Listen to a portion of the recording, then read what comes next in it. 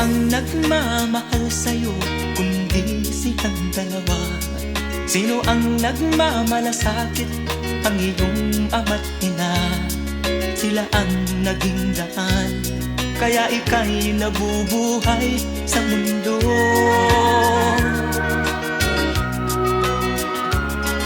Ano man ang mangyari, hindi sila magbabago. Ang mga magulang mo'y laging nagmamahal sa'yo. Kahit na nasasaktan, kahit na sila'y di mo pinapansin.